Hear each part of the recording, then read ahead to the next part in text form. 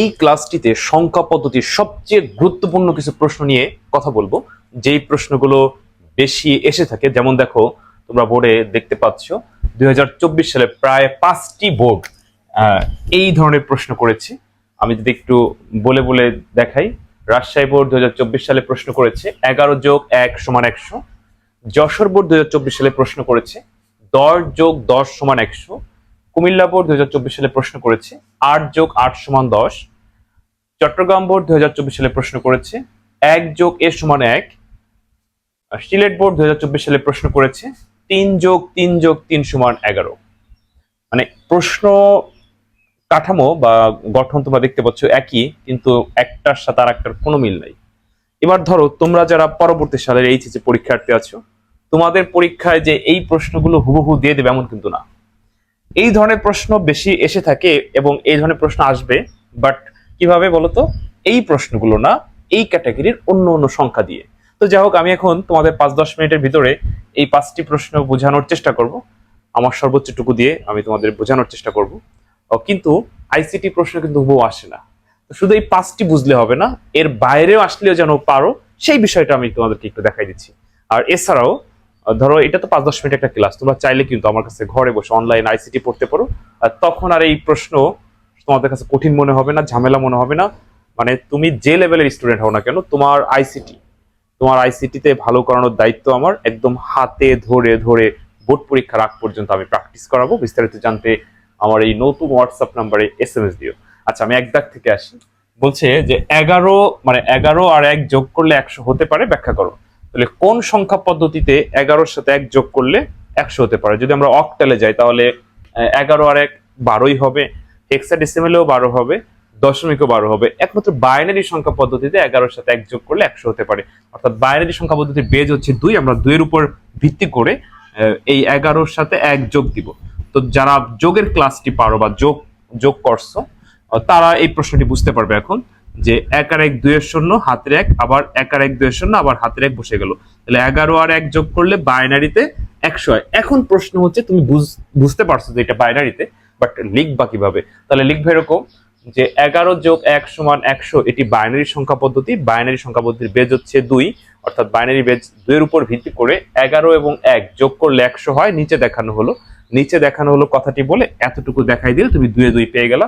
প্রশ্নটি আসছিল রাজশাহী বোর্ড 2024 সালে। এবার আসো, এই প্রশ্নটি এরকম না এসে আমাকে গতকালকে একজন শিক্ষার্থী লাইভ ক্লাসে প্রশ্ন করে বসছে, স্যার 100+100=1000, এটা কেমনে সম্ভব? ঠিক এখানে যেমন বাইনারিতে সম্ভব, এখানেও বাইনারিতে সম্ভব। অর্থাৎ এই 100 আর 100 বাইনারিতে যোগ করে দেখো 1000 হবে।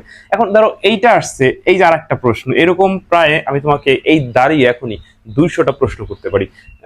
এটা তো বাইনারি দিয়ে, অক্টাল, হেক্সা দিয়ে এরকম আরো অনেক প্রশ্ন করতে পারি। যেমন এই যে এখানে একটা আসছে 8+8=10, ব্যাখ্যা করে। এটা তো হেক্সাডেসিমেলের। এখন 8+8 না এসে আসতে পারে 4+4=10, ব্যাখ্যা করো, আসতেই পারে। অথবা আসতে পারে যে 5+3=10, ব্যাখ্যা করো, বা এর বাইরেও আসতে পারে।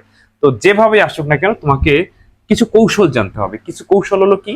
ধরো, নর্মাল যোগ করলে 2, কিন্তু 2 এর জায়গায় 10 লেখছে, এটা বাইনারি বলে দিবা।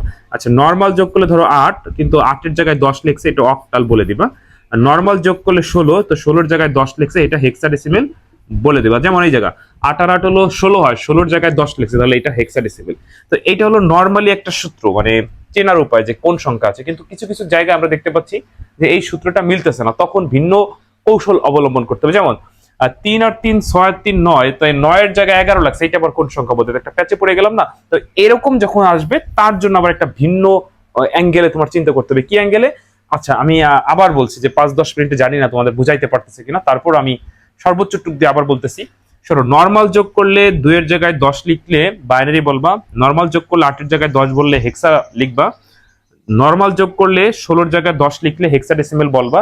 আর যদি মানে এর বাইরে গিয়ে এরকম প্রশ্ন আসে, তাহলে তোমরা একটা কাজ করবা, সেটা হচ্ছে ডাইরেক্ট দশমিকে যোগ করে দিবা। ডাইরেক্ট দশমিক বলতে নর্মাল একদম নর্মালি যোগ করে দাও। 3 আর 3 6 আর 3 9, লিখবা 9। এটা দশমিক সংখ্যা পদ্ধতি। এবার তুমি চিন্তা করবা যে দশমিক সংখ্যা 9 সংখ্যাটিকে কোন সংখ্যায় নিলে 11 হতে পারে। ধরো আমি যদি তোমাদেরকে বলি যে এটা বাইনারি করতে কনভার্ট করো, এটা অক্টালে কনভার্ট করো, এটা হেক্সাডেসিমেলে কনভার্ট করো, যারা রূপান্তরের ক্লাসটি করছো, মানে রূপান্তর পারো একটা সংখ্যা থেকে আরেকটা সংখ্যা যায় কিভাবে, তারা কিন্তু বুঝতে পারবে যে কোন সংখ্যায় কত হবে। এবার বাইনারিতে নিলে 9 হয়ে যাবে হচ্ছে 1001, হেক্সাডেসিমেলে 9 9 হবে, আর অক্টালে হবে হচ্ছে 11, কারণ 9কে যখন তুমি 0.9কে যখন অক্টালে যাবে 8 দিয়ে ভাগ দেবে, 8 9 এর ভিতরে একবার যায়, 8 কে 8 আছে 9, ভাগ শেষে 1, আবার 8 দিয়ে ভাগ, 8 যায় না, ভাগ তাহলে ভাগফল 0, ভাগ শেষে 1, নিচ থেকে উপরে সাজিয়ে লিখলে 11।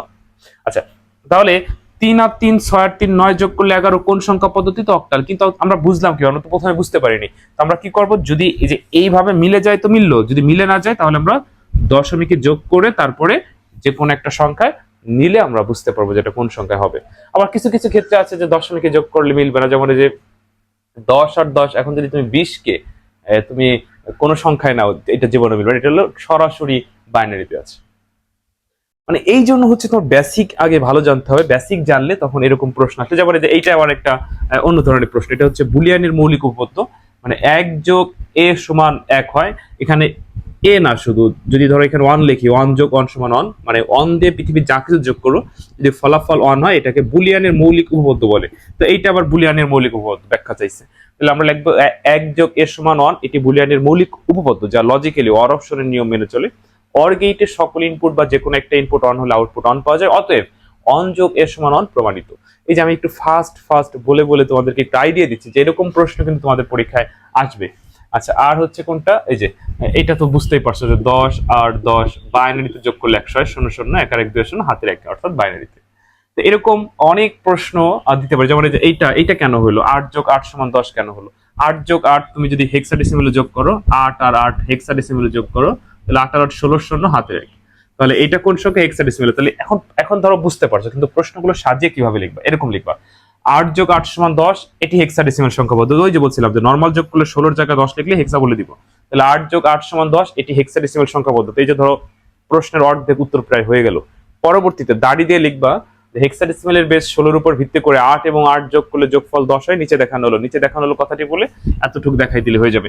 এখন এই জায়গায় ধরো তো 5টা প্রশ্ন 5টা বোর্ডে 24 সালে করেছে, আমি 5টা বলে দিলাম, কিন্তু তোমরা যারা 25 বা 26 সালে পরীক্ষার্থী আছে, তোমাদের বোর্ড পরীক্ষায় এই প্রশ্নগুলো হুবহু দেয় না। আমরা দেখছি যে বিগত সালের কোন একটা বোর্ডের প্রশ্ন আর একটা বোর্ড হুবহু তুলে দেয় না, কোনো ভাবে সংখ্যা অথবা বেস বা কিছু না কিছু পরিবর্তন করে দেয়। এই কারণে হলো বেসিক জানতে হয়, আর ভালো করে আয়ত্ত করতে পারলে যেভাবে প্রশ্ন আসুক না কেন উত্তর করা যায়। এর জন্য প্রচুর পরিমাণে প্র্যাকটিস করতে হবে, প্রথমে বেসিক জেনে। তো প্রিয় শিক্ষার্থী কিন্তু শুরুতে যেটি বলছিলাম, তোমরা কিন্তু আমার এই কোর্সে ভর্তি হলে এই যত ধরনের ঝামেলা টামেলা আছে বা পুরো বইয়ের যা বেসিক আছে, এটা তুমি মাত্র 7 দিনে শিখতে পারবা। আমার কথা বিশ্বাস হচ্ছে না?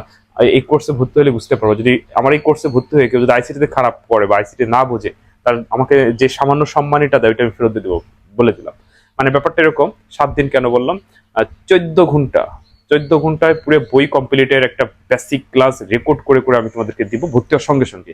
যা রেকর্ড করা আছে সাজিয়ে হোয়াটসঅ্যাপে দিয়ে দিব, সাজেশন দিয়ে দিব।